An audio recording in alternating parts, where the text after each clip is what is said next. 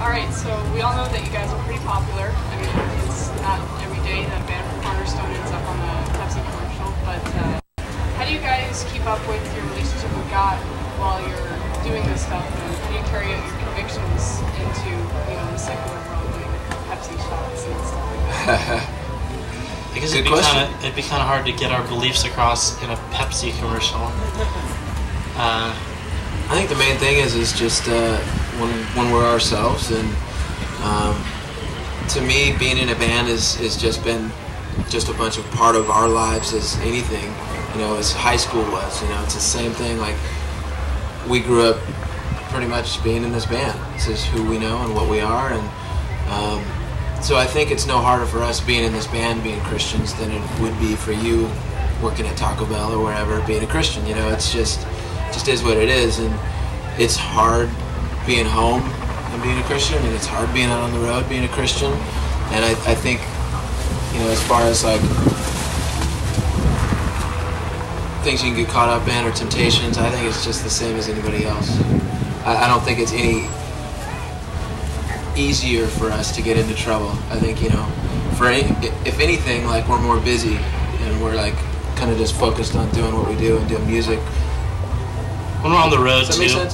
when we're on the road too, it's like we don't really know. I mean, we do a little bit, but not that much, like where to go. So we end up hanging out on the bus most of the day, and it's like, you know, the three of us and all our crew, and we sit around and watch satellite TV or movies and play video games. It's like we have a really boring life. Then we do interviews and play shows, and that's the fun part of the day.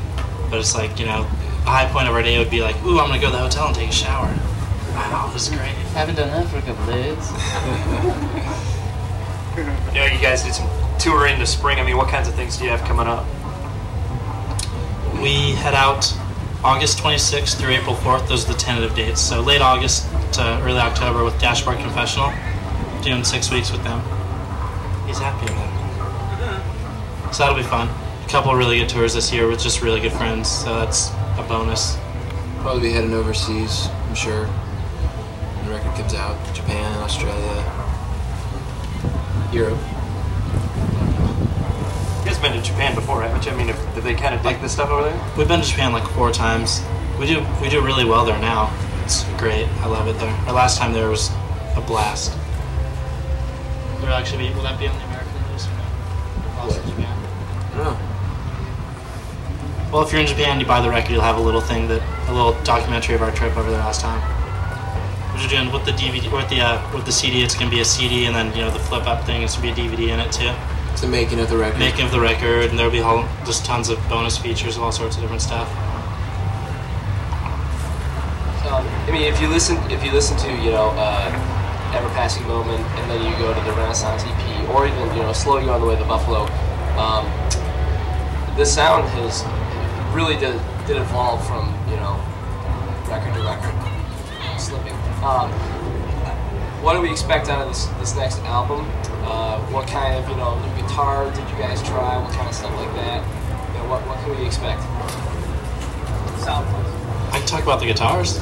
I mean, with Dave too, Dave Jordan, he just had a million different amps and guitars, and it was just like stuff that he told me, he's like, I buy stuff that I don't think guys are going to have when they come in. Everyone has a Les Paul when they come in the studio. So he had a bunch of old Rickenbackers and a couple cool Tellys and stuff like that. Just different things that sound way different from what we normally have.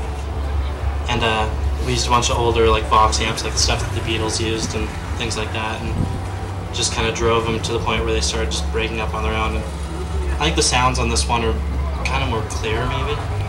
Definitely clear. Yeah, it's in a lot of ways, like, the Ever Passing Moment was very slick and very like big rock sound. And this record it still sounds great, but I think it's clear. The voice is clear. The drums sound more in your face. Kind of more. It's definitely evolved into more of what we really wanted to sound like.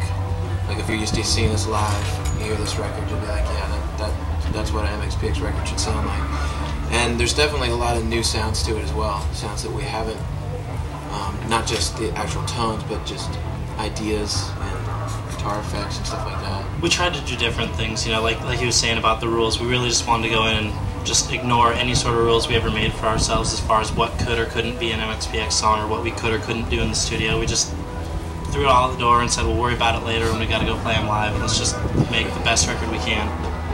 And you know, I got to build a pedal board now, and you know, there's an acoustics on it. We wanted a lot of ups and downs to the record too, not so, you know, straight up, here it is, all the way out, and then the record ends, and that's it. It's just all up. You know, we wanted to have a lot of up and down, like there's an acoustic song on the record, there's also some really fast songs, and there's some in the mid-tempo deal, so it goes up and down throughout the record, and we're really, really happy. Can't wait until 53 days from now. Yuri did a great job on the drums as well. Thank you. Many people call you sellouts. What do you have to say about that? They don't really say sellout anymore. That was so a couple years ago. It was so 98. So what is it now? I think they just realized that like we really haven't changed, and it's taken them a couple years to realize that. It's knee-jerk reaction. When people see that, like when people saw that we signed to A&M, they're like, oh, they're signed to a secular label, they're selling out, I hate them now. It's like, come on, nothing changed about us except for we got better distribution. Like we can go to Australia and our records will be in the stores now.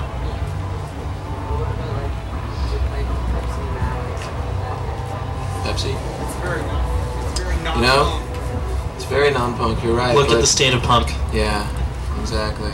I just think that punk rock is definitely in a different place than it ever has been. And, you know, if we're sellouts, fine, but most of our fans love us, and that's why we're still here, you know. They'll have backs on us, you know. And the people that care that much about the fact that we're on a commercial aren't really into the music. They're just into the scene, trying to look cool, you know, and like the right band and be into the right music for the wrong reasons. So.